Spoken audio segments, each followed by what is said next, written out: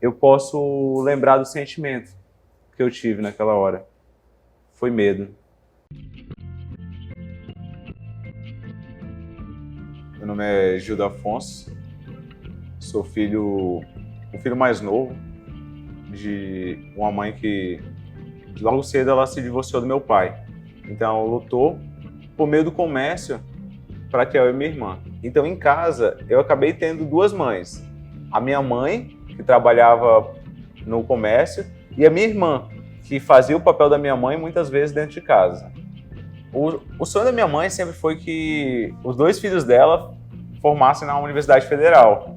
Coisa que aos 18 anos eu consegui entrar na Universidade Federal. Com 23 anos, eu já era servidor do Tribunal Regional do Trabalho. Eu gostava muito de sair com os amigos, de viajar. Eu viajei para Maceió. E no último ponto, em Maceió, eu acabei tendo uma surpresa, né? Não tanto quanto agradável. A minha vida mudou completamente nessa viagem. Eu estava andando pelo calçadão e uma das minhas pernas começou a falhar. E naquele momento, eu não estava entendendo o que estava acontecendo, eu comecei a dar chutes pro ar e a minha perna, ela não respondia. Eu falei pro meu amigo que estava comigo, falei, eu vou voltar. E lá eu tentei ignorar tudo aquilo que estava acontecendo. E eu coloquei na minha cabeça que aquilo ali era por causa do cansaço. E no outro dia, para minha surpresa, eu ainda estava com os movimentos debilitados. Lá na praia, ele deu a ideia da gente andar de quadriciclo e teve outro momento muito marcante, que foi quando eu assinei o contrato da locação do quadriciclo, eu peguei a caneta da mão e eu não consegui assinar o meu próprio nome. E naquele momento, eu percebi que eu não estava perdendo só os movimentos da perna, eu estava perdendo os movimentos do meu corpo. Eu nunca tinha passado por aquilo.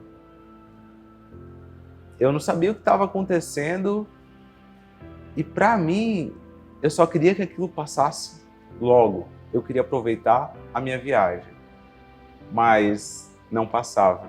Voltando para Porto Velho foi um tanto quanto difícil, porque quando eu cheguei em casa, eu abri o portão e fui entrando no corredor e a minha mãe ela estava me esperando no final do corredor. E quando ela viu eu carregando aquela bagagem, me arrastando, ela não teve reação. E foi difícil para mim encarar ela naquele momento, porque eu era o único homem da casa. E ali eu nem conseguia me manter em pé. E era possível, assim, ver o olhar de desespero nela. Eu sempre fui muito próximo da minha irmã. Eu acho que por essa questão da nossa mãe sempre lutar muito por criar a gente sempre foi muito sozinho e um ajudava o outro. Então quase tudo da minha vida eu contava para ela. Ela sempre foi a pessoa que me dava os conselhos e eu digo que eu seguia os passos dela. E tudo que eu fazia é porque ela fazia. Se a minha irmã alcançou, eu também queria alcançar. Ela sempre foi o meu grande espelho, minha referência. E quando ela estava me aguardando na sala para eu ir ao médico, eu fui caminhando até ela e as minhas pernas novamente não responderam. E eu caí na sala. Ela levantou para me ajudar e naquele momento ela queria fingir que estava tudo bem, mas naquele momento eu não conseguia dar 2 passos, 3 passos sem cair ou me apoiar em alguma coisa. Eu fiquei internado e lá fazendo os exames teve um dia que foi muito marcante. Eu necessitei de uma cadeira de rodas para sair do quarto e até onde tinha a máquina de ressonância magnética. E o enfermeiro ia guiar a cadeira, mas a minha irmã não deixou. Ela mesma guiou. E quando ela estava guiando, eu pedi para ela parar a cadeira. Ela parou a cadeira, eu pedi o celular que estava com ela e tirei uma foto. O mais engraçado é que nessa foto eu estou sorrindo, porque mesmo que o mundo estivesse ali naquele momento caindo ao meu redor, eu não queria perder o sorriso no rosto. Ele já não podia, não conseguia andar direito, né? E aí a gente foi, ele sentou na cadeira de rodas, e eu fui arrastando na cadeira. E aí foi bem marcante. No dia ele até tirou uma foto, ele estava muito bem. Eu acho que eu consegui ficar forte porque ele também estava forte. Mas esse não foi o momento mais marcante para mim. O momento mais marcante para mim foi acho que, não lembro se foi na segunda pulso. Ele estava deitado e o que agoniava muito ele não era o fato nem de não conseguir andar. Era o fato de não conseguir fazer o 3. Ele fazia isso aqui. Isso que parece ser tão simples pra gente, né? Que a gente faz 3, 2. Ele não conseguia fazer isso aqui, de jeito nenhum. E aí eu lembro que depois de umas sessões de corticoide, ele externou. O que me deixa mais agoniada é que eu não consigo fazer isso. E na hora ele fez. E eu tava assim ao lado da cama quando ele fez o 3. E naquele momento ele vibrava muito. Vibrava muito, muito.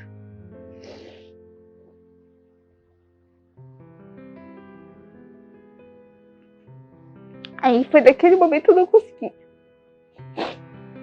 Naquele momento eu não conseguia segurar. Aí ali eu chorei.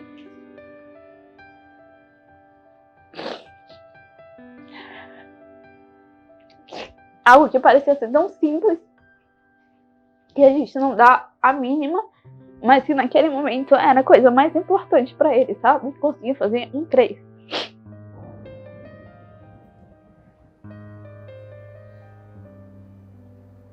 Eu acho que eu já olhei essa foto muitas vezes na vida e ela tentou dar um sorriso também. Mas ela tá séria, tá preocupada.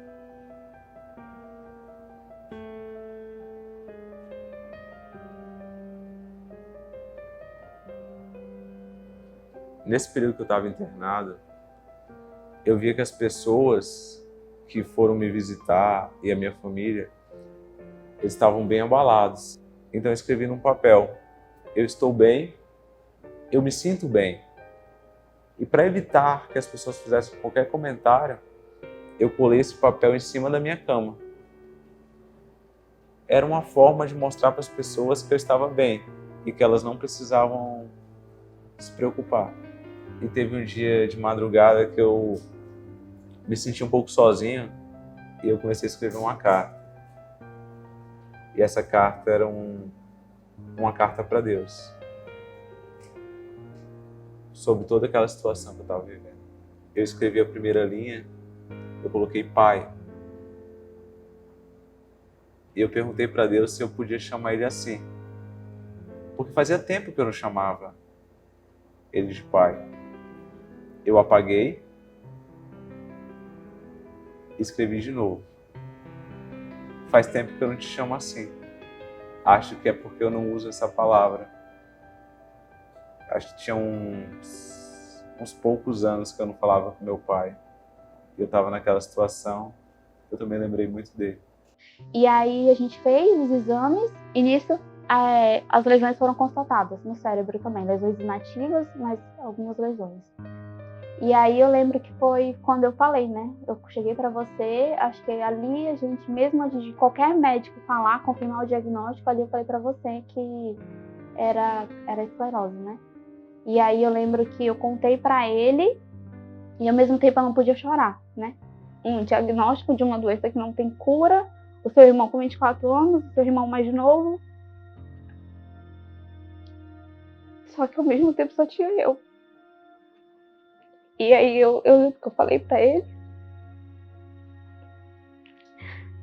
E ele absorveu. Ele também não derramou nenhuma lágrima. E ao mesmo tempo eu também não podia. E eu fui me sentar. E ali naquele momento o quarto ficou em silêncio. Tinha o barulho da TV, que eu não lembro o que estava passando naquele momento. E tudo era mudo. Tudo mudo. Nem ele conseguia expressar nada e nem eu também conseguia expressar nada. Mas nenhum dos dois conseguia derramar nenhuma lágrima.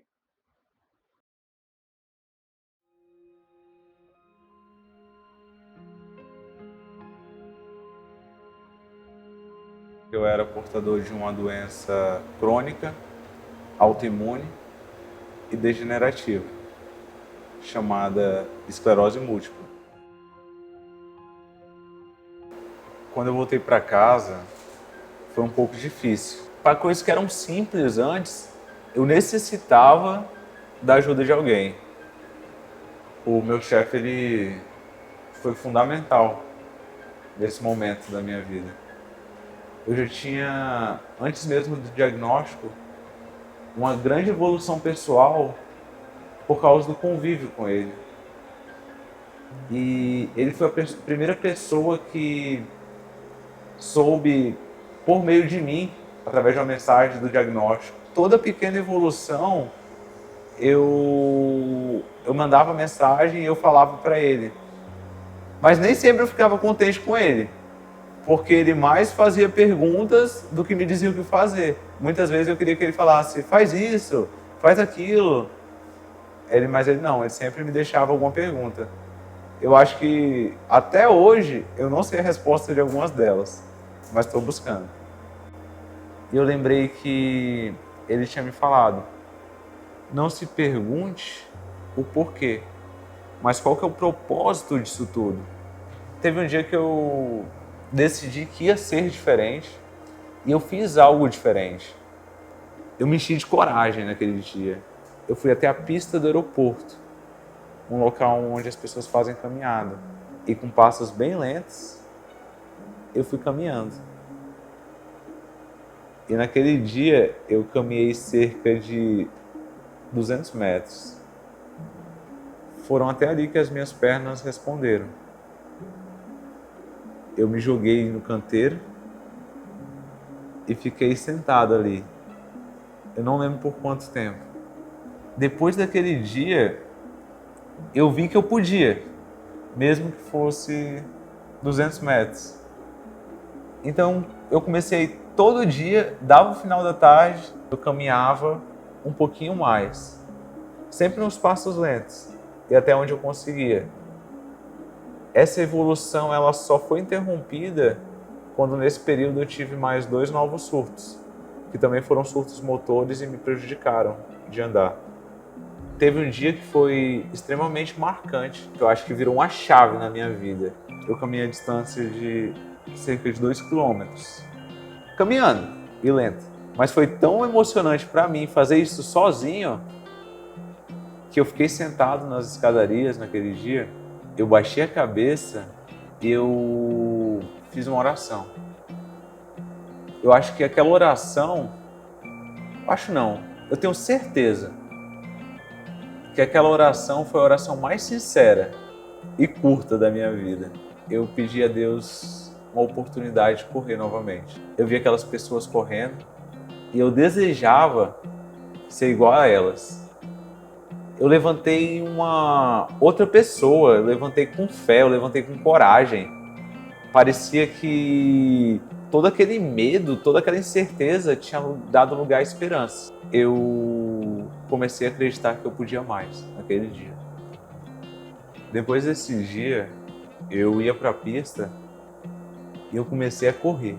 500 metros, 1 quilômetro, e a minha evolução era muito rápida.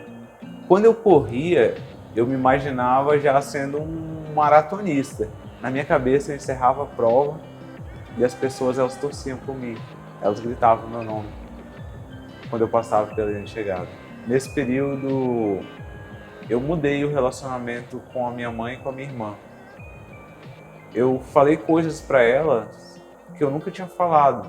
Eu comecei a ver o quanto a família ela era importante. E fazia algum tempo que eu não falava com meu pai. E nessa fase eu voltei a falar com ele. Voltei a falar com meu irmão. Coisas que eu não fazia há anos.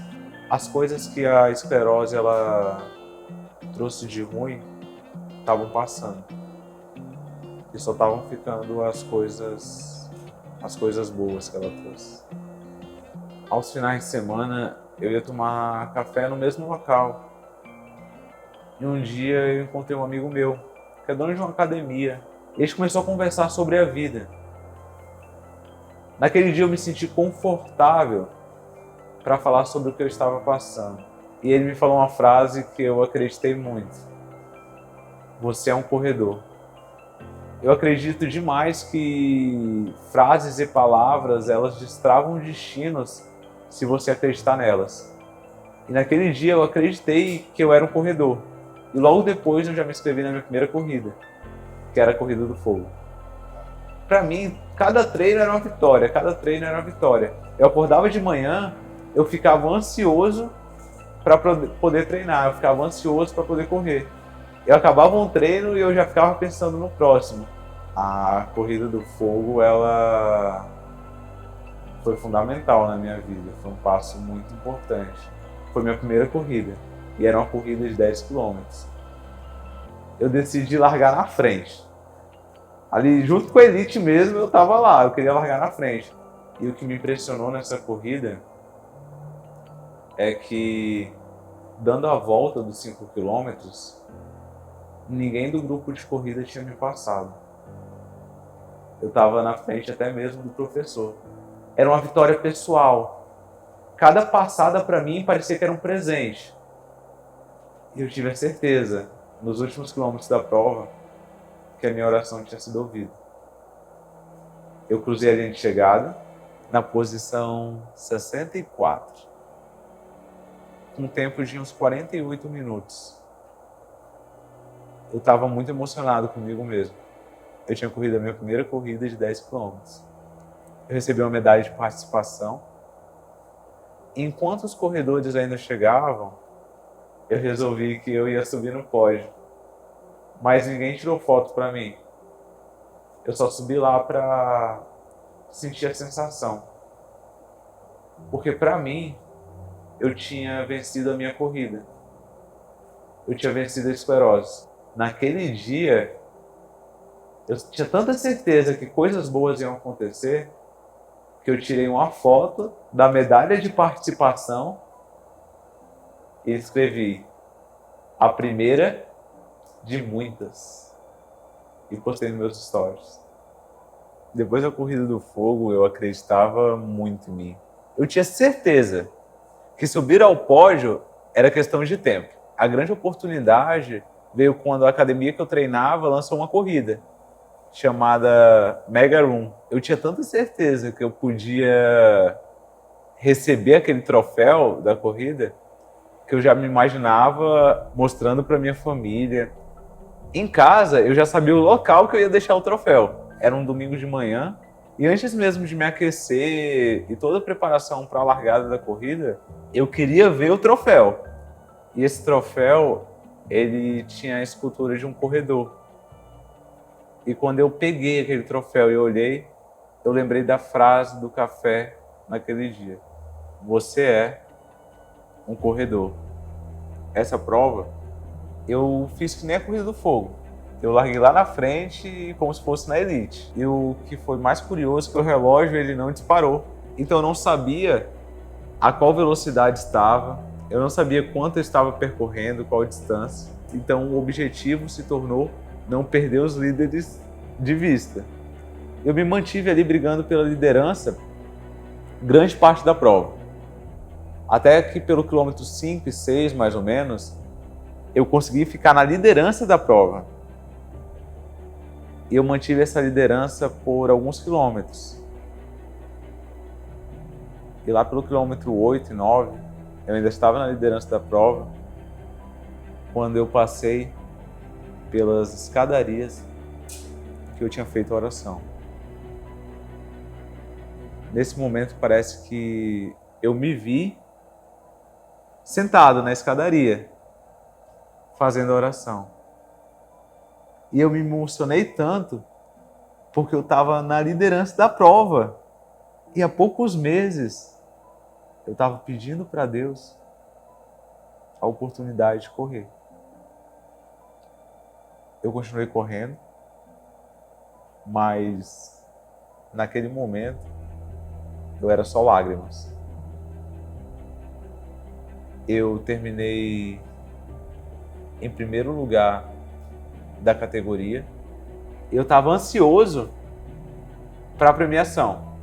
Eu queria subir no pódio, mas ali, antes de subir no pódio, eu refiz a oração da escadaria. mas eu coloquei uma promessa, que enquanto Deus me permitisse, eu seria imparável. Eu subi ao pódio, eu recebi o troféu, e eu acho que esse foi um dos momentos mais felizes da minha vida.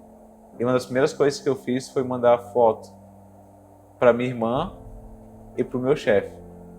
Eu queria que eles soubessem que eu tinha ganhado. Esse troféu, ele se tornou muito importante para mim.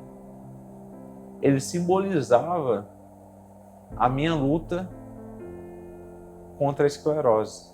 Depois que eu já tinha subido ao pódio, nesse processo eu já acreditava que tudo era possível. Então eu me inscrevi numa maratona. Me inscrevi na Maratona do Rio de Janeiro e comecei a treinar. E era bem puxado. Ainda é. Acordar às 4h30, treinar, ter que ter uma alimentação balanceada, cuidar do controle emocional. Tudo isso requer uma dedicação. Coisa que eu aprendi a ter. Os treinos, eles não foram fáceis. Não estava acostumado a correr longas distâncias. E começaram a aparecer algumas lesões. Porque eu queria correr longas distâncias em pouco período. Eu tinha muita vontade, mas o meu corpo ele ainda não estava preparado. E a fisioterapia ela se tornou rotina na minha vida. Às vezes era uma lesão de quadril, panturrilha, ou alguma dor. Eu estava treinando para a Maratona do Rio de Janeiro, muito empolgado. E no último treino aqui em Porto Velho, eu senti a panturrilha. Era uma contratura muscular. Eu não consegui continuar. Naquele momento, eu senti meu sonho indo embora. Eu vi que aquela lesão, ela em nenhum momento era maior do que tudo que eu já tinha passado. Eu já tinha vencido muita coisa. Aquela lesão era muito pequena. Então, mesmo assim, eu fui para o Rio de Janeiro e mesmo sendo uma decisão minha, eu decidi correr e assumir todos os riscos de correr com a lesão. Na véspera da prova, eu arrumei a roupa que eu ia correr na cama. Naquele dia eu tirei uma foto e postei nas minhas redes sociais. Em nenhum momento eu imaginava receber tantas mensagens de apoio. Pessoas que nem sabiam por todas as dificuldades que eu tinha passado, elas me incentivaram. E as mensagens que mais me impactaram foram dos próprios portadores da esclerose múltipla. Eu lembro da mensagem de uma portadora que ela escreveu: corra pelo nosso time. Naquele momento, eu sabia que eu não estava correndo sozinho.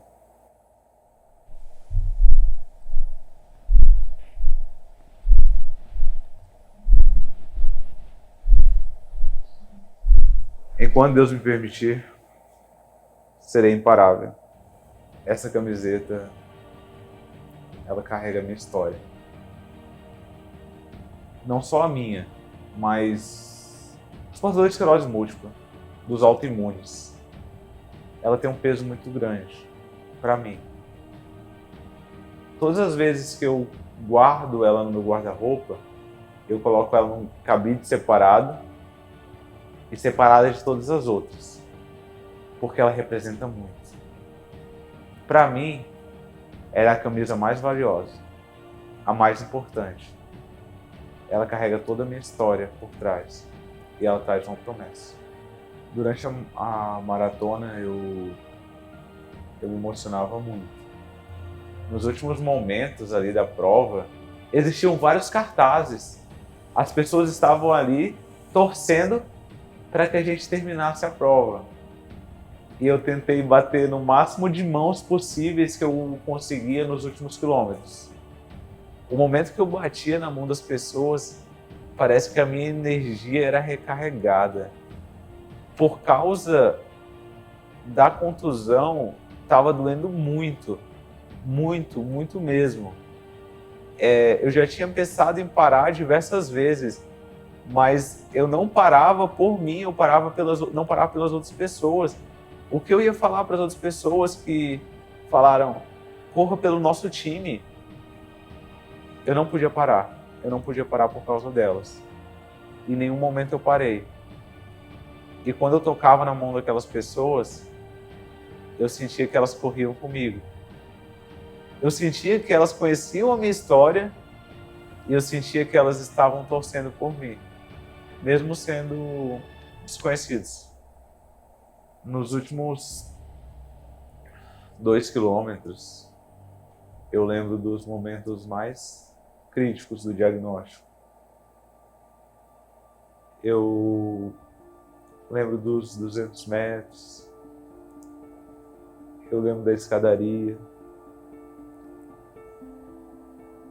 eu lembro do corredor do hospital e a minha irmã empurrando a cadeira de rodas. E era tudo isso que vinha na minha mente. Quando eu cruzei a linha de chegada, eu havia mudado. Algo dentro de mim havia mudado.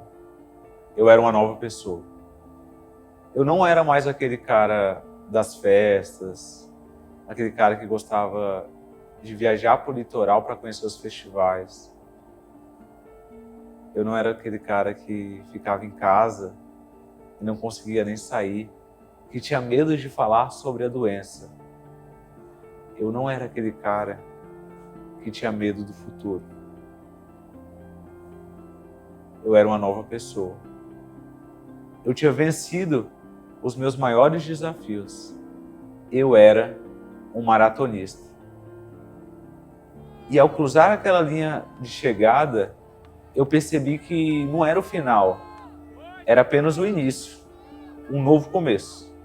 Eu sei que cada um tem seus desafios e as suas maratonas. E eu decidi contar a minha história para motivar você a dar os seus pequenos passos. Não importa que eles sejam lentos ou que você só consiga caminhar 200 metros. Eu acredito que você é capaz de vencer a sua maratona. Quem está aí, está nessa situação, porque eu já estive desse lado. Eu sei como ela se sente. Eu sei como é querer fazer algo e não poder. Acreditar que não pode. Mas eu sei que se ela realmente acreditar, ela consegue. E é por isso. Eu faço isso para mostrar para essa pessoa que é possível. Que ela é muito maior que tudo isso. Hoje, o meu sonho é fazer um Ironman. Eu sonho todos os dias em chegar em Florianópolis e completar aquela prova. E eu sei que, se Deus me permitir, eu vou ser um Ironman.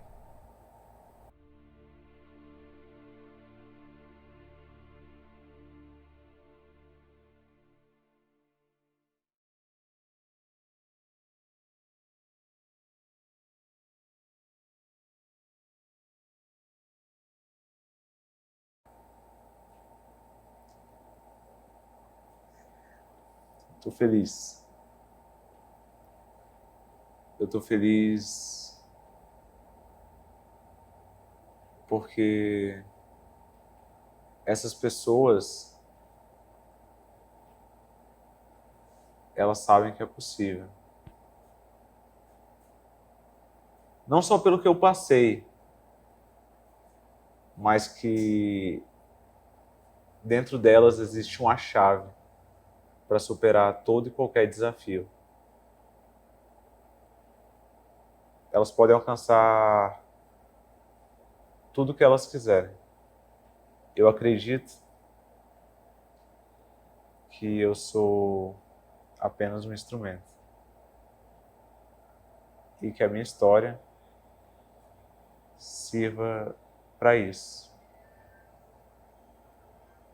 de instrumento de transformação e mudança, para que ela alcance